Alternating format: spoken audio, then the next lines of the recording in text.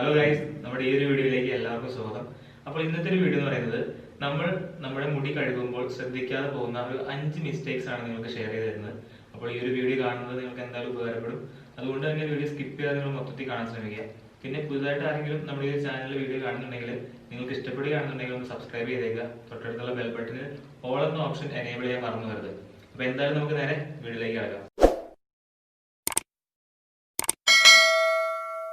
നമ്മൾ മുടി കഴുകുന്നതിനെ കുറിച്ച് പറയുമ്പോൾ എല്ലാവർക്കും ഉള്ളൊരു സംശയമായിരിക്കും, എല്ലാ ദിവസവും മുടി കഴുകേണ്ട ആവശ്യമുണ്ടോ എന്നുള്ളത്.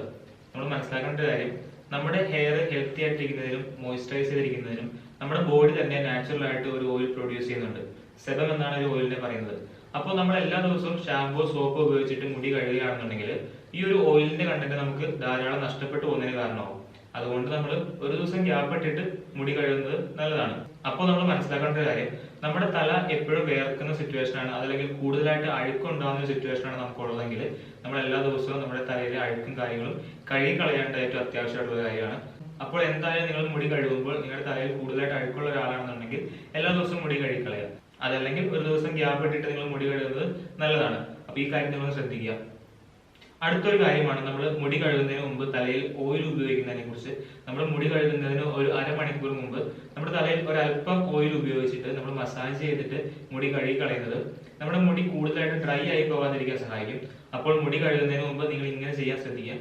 നമ്മൾ മുടിയിൽ ഓയിൽ ഉപയോഗിക്കുന്നതിനെ കുറിച്ച് ഡീറ്റെയിൽ ആയിട്ടൊരു വീഡിയോ ചെയ്തിട്ടുണ്ടായിരുന്നു. ആ ഒരു വീഡിയോ നിങ്ങൾ കണ്ടിട്ടില്ലെങ്കിൽ തീർച്ചയായിട്ടും കയറി കാണുക, നിങ്ങൾക്ക് ഉപകാരപ്പെടും. അടുത്തൊരു പ്രധാനപ്പെട്ട ഒരു കാര്യമാണ്, നമ്മൾ നമ്മുടെ മുടി കഴുകുമ്പോൾ നമ്മൾ മുടിയിലെയും തലയോട്ടിയിലെയും അഴുക്ക് നല്ല രീതിയിൽ പോകുന്ന തരത്തിൽ നമ്മൾ മുടി കഴുകണം. അതല്ലാതെ നമ്മൾ തിരക്ക് പിടിച്ചിട്ട് മുടി കഴുകുന്നത് നമ്മുടെ തലയിലെ അഴുക്ക് പോകുന്നതിന് കാരണമാവില്ല, അത് കൂടുതൽ അഴുക്ക് അടിഞ്ഞു കൂടുന്നതിന് കാരണമാകത്തുള്ളൂ. അതുകൊണ്ട് നമ്മൾ മുടി കഴുകുമ്പോൾ തലയിലെ അഴുക്കും താരനൊക്കെ നല്ല രീതിയിൽ പോകുന്ന രീതിയിൽ തന്നെ സമയമെടുത്ത് നമ്മുടെ മുടി കഴുകാൻ പ്രത്യേകം ശ്രദ്ധിക്കുക. അടുത്തൊരു പ്രധാനപ്പെട്ട കാര്യമാണ്, നമ്മൾ മുടിയിൽ ഷാമ്പു ഉപയോഗിക്കുമ്പോൾ ശ്രദ്ധിക്കേണ്ട കാര്യം. നമുക്കറിയാം, ഇന്ന് മാർക്കറ്റില് പല കമ്പനികളും പല പേരിൽ ഒത്തിരി ഷാമ്പു ഇറക്കുന്നുണ്ട്. ഇതിനകത്തൊക്കെ പ്രധാനമായിട്ട് കെമിക്കൽ കണ്ടന്റ് ഉണ്ട്. ഇങ്ങനെ കെമിക്കൽ കണ്ടന്റ് ഉള്ള ഷാമ്പു നമ്മൾ നിരന്തരമായിട്ട് ഉപയോഗിക്കുന്നത് നമ്മുടെ മുടി കൂടുതലായിട്ട് ഡ്രൈ ആവുന്നതിനും സ്കാൽപ്പ് ഡ്രൈ ആവുന്നതിനും കാരണമാവും. നമുക്കറിയാം, നമ്മുടെ മുടിക്ക് കട്ടി തരുന്നത് നമ്മുടെ മുടിയുടെ ലെയർ ആണ്. നമ്മൾ സ്ഥിരമായിട്ട് കെമിക്കൽ അടങ്ങിയ ഷാമ്പു ഉപയോഗിക്കുകയാണെന്നുണ്ടെങ്കിൽ നമ്മുടെ മുടിയുടെ കട്ടി കുറഞ്ഞു പോകുന്നത് ഈ ഒരു ലെയർ നഷ്ടപ്പെടുന്നതുകൊണ്ടാണ്. അപ്പോൾ നിങ്ങൾ ഷാമ്പു ഉപയോഗിക്കുമ്പോൾ പ്രത്യേകം ശ്രദ്ധിക്കുക. ഷാമ്പു നമ്മൾ തിരഞ്ഞെടുക്കുമ്പോൾ സോഡിയത്തിന്റെ കണ്ടന്റ്, പാരബന്റെ കണ്ടന്റ്, സൾഫേറ്റിന്റെ കണ്ടന്റ്, ഇത്തരം കണ്ടന്റ് ഒക്കെയുള്ള ഷാമ്പു നമ്മൾ ഉപയോഗിക്കുകയാണെന്നുണ്ടെങ്കിൽ നമ്മുടെ മുടിക്ക് കൂടുതലായിട്ട് ഡാമേജ് ഉണ്ടാകുന്നതിന് കാരണമാവും. അപ്പോൾ നിങ്ങൾ ഷാമ്പു മേടിക്കുന്നതിന് മുമ്പ് അതിന്റെ ബാക്കിലുള്ള ഇൻഗ്രീഡിയൻസ് എന്താണെന്ന് നോക്കിയിട്ട് ജസ്റ്റ് ഒന്ന് ഗൂഗിൾ ചെയ്തിട്ട് അതിന്റെ ഇൻഗ്രീഡിയൻസ് ഒന്ന് മനസ്സിലാക്കാൻ ശ്രമിക്കുക.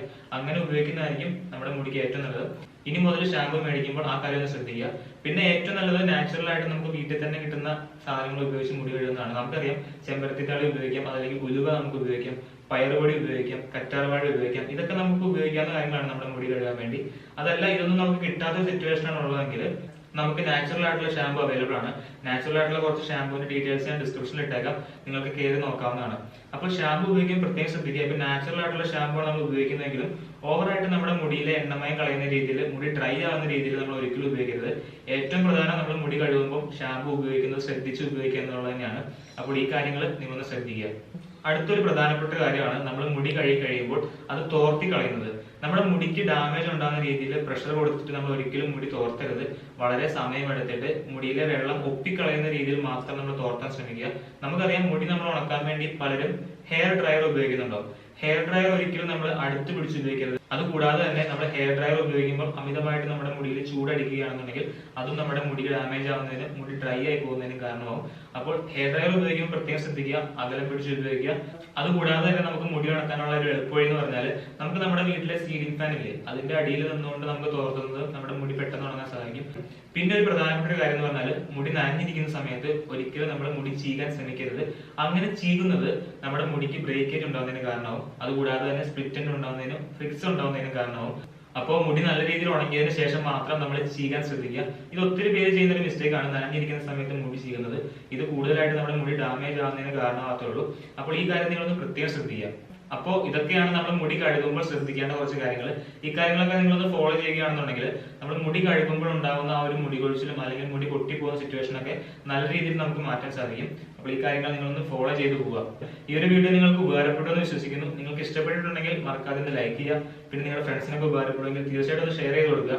പിന്നെ നിങ്ങളുടെ അഭിപ്രായങ്ങളും നിങ്ങളുടെ സംശയങ്ങളൊക്കെ നിങ്ങൾ തീർച്ചയായിട്ടും കമന്റ് ചെയ്യുക.